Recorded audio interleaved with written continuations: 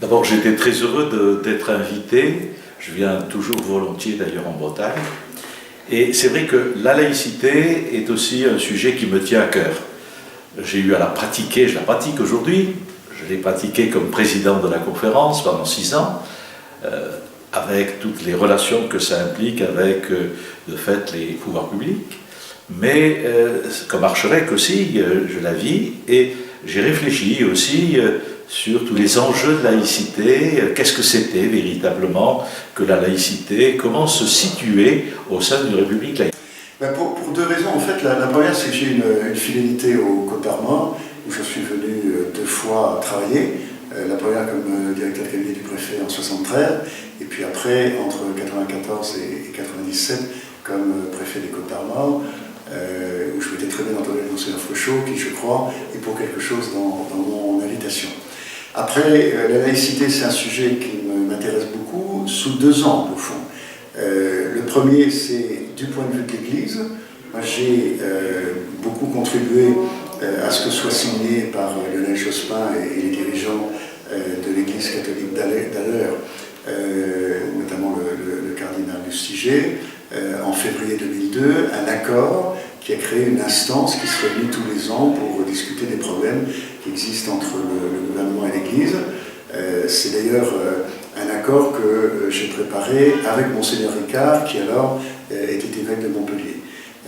Donc ça, c'est le premier côté. Puis l'autre côté, c'est que pour l'État, je suis membre de l'Observatoire de la laïcité que préside Jean-Louis Bianco, où je crois nous défendons et nous mettons en œuvre une laïcité très ouverte, une laïcité de dialogue, qui ne plaît pas à tout le monde, puisque l'Observatoire est critiqué par certains, mais qui, pensons-nous, correspond tout à fait à la laïcité de Briand, en tout cas à la laïcité telle que la prévoit la Constitution, la loi de 1905 et les conventions internationales.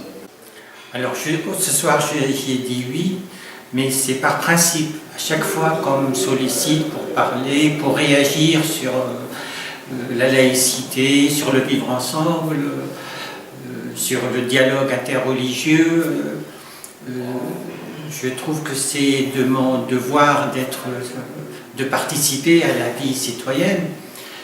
C'est mon droit, mais aussi c'est un devoir.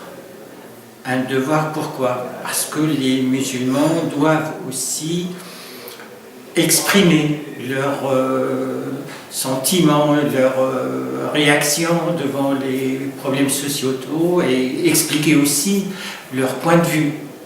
Peut-être aussi la spécificité de leur religion, leurs soucis, leurs problèmes. Du coup, là, je ne peux pas m'échapper à ce genre d'invitation, parce que c'est à la fois un droit citoyen, comme tout le monde, de participer, et un devoir que d'exprimer sa spécificité, sa réaction, ses sentiments, ses demandes aussi. D'abord parce que j'ai été invité et que je trouvais important d'honorer l'invitation qui m'était faite, et après parce que, comme secrétaire général de Chrétiens en Forum, j'ai quand même une longue expérience du contact avec les élus, des questions qui se posent, les questions de laïcité sont revenues en boucle depuis une dizaine d'années, et voilà, je pensais que je pouvais apporter peut-être ma pierre à l'édifice. J'arrive avec ce que j'ai appris au cours de ces 10 ans de métier, et puis voilà, s'il y a quelque chose à dire, je le dirai, s'il n'y a rien à dire, je me tairai.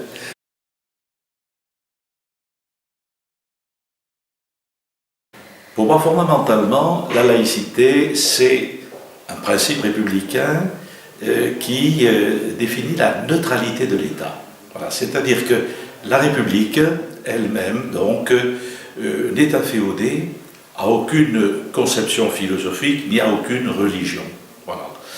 Donc, elle ne les reconnaît pas au sens juridique du terme, mais ça n'empêche qu'elle les connaît toutes, et elle est en relation, elle est en dialogue, puisque dans la loi de séparation des églises et de l'État, le rôle de la République, c'est à la fois de faire respecter la liberté de conscience, mais aussi le libre exercice des cultes.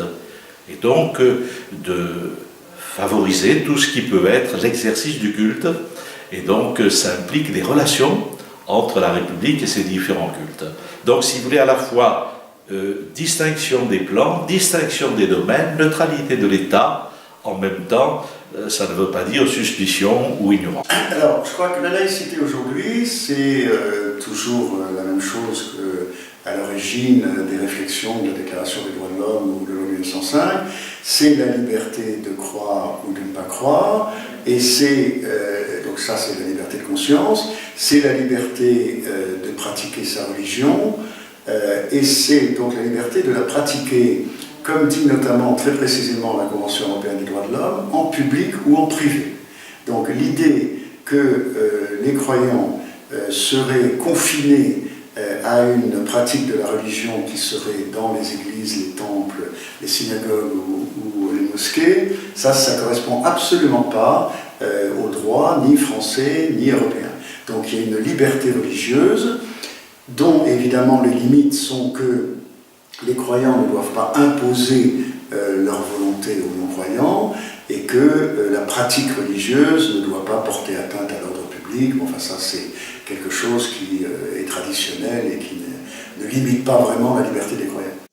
Alors la laïcité c'est difficile à la cerner dans quelques mots. Disons c'est le vivre ensemble, l'État, l'Église, la liberté de conscience et de culte pour tout le monde, le respect des institutions, de la neutralité, du vivre ensemble. C'est un équilibre très difficile, savant, indispensable pour la France en raison de son histoire, en raison des conflits, de l'histoire de la Troisième République, du XIXe siècle. C'est aujourd'hui une institution qui a fait ses preuves, qui pourrait encore jouer un rôle important pour l'avenir parce que, avec l'arrivée de l'islam, elle pourrait être une règle de jeu commune pour faire respecter le vivre ensemble. Ben, la laïcité, c'est la liberté absolue donnée par l'État, garantie par l'État, de croire ou de ne pas croire. Voilà. Donc c'est un principe, parce que ce n'est qu'un principe, mais c'est un principe de liberté. Hein. Et je dirais presque qu'il est inscrit dans l'Évangile. Mais faut pas le dire.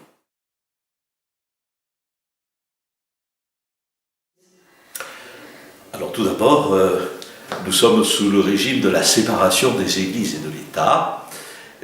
Quand c'était un autre régime qui était celui du Concordat, on peut dire l'Église avait un certain devoir de réserve par rapport à l'État ou par rapport aux problèmes sociaux.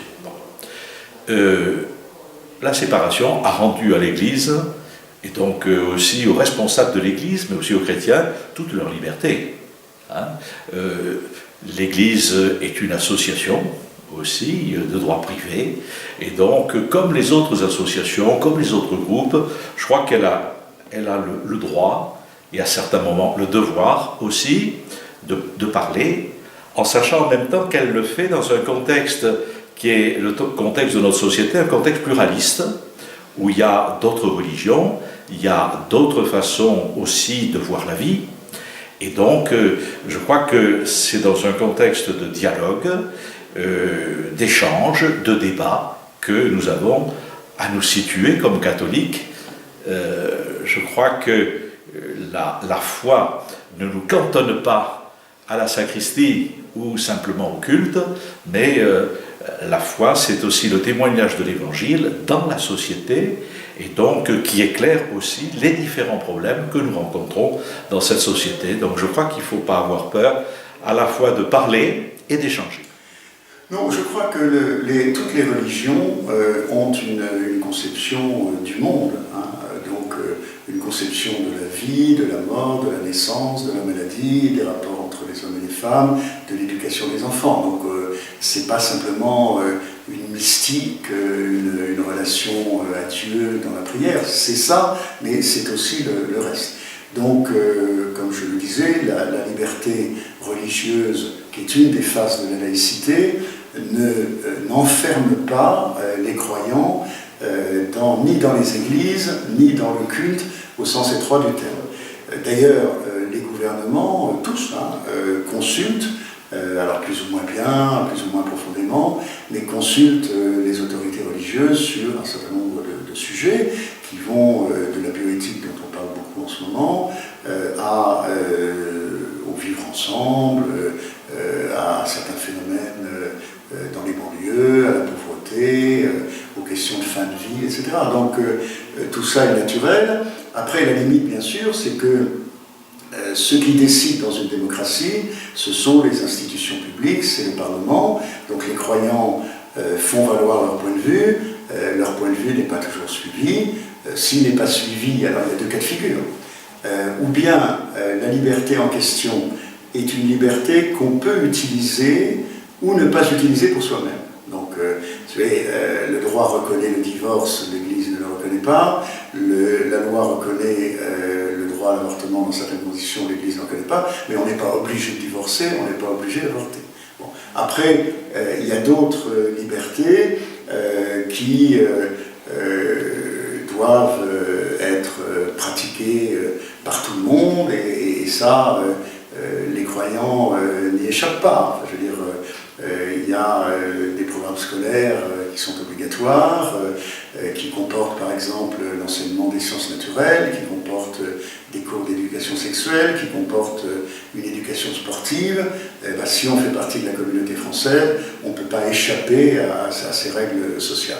Mais au total, je crois qu'en France aujourd'hui, les croyants ont leur place, elle est reconnue.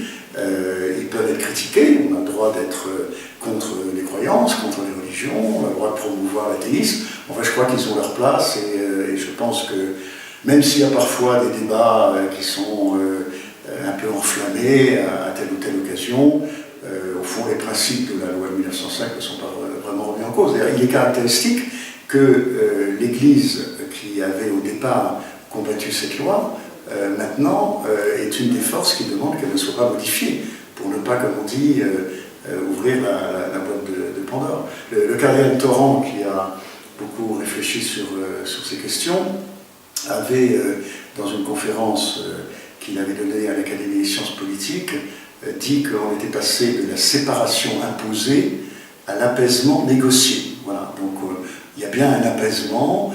On a trouvé des compromis, je le développerai ce soir, les associations culturelles, les associations diocésaines, etc. Je crois que les croyants sont bien maintenant dans la République. Je pense qu'ils sont toujours des citoyens, ils sont aussi républicains que les autres. Leur devoir, c'est de participer à la vie citoyenne, donner leur avis, sans chercher à faire du prosélytisme. Il y a des limites qu'on doit s'imposer en tant que personnel religieux, prêtre, imam, tout ça. Je participe, je donne mon point de vue sur la paix, sur la violence dans les banlieues, sur la bioéthique, sans chercher à faire du prosélytisme. Il faut rester,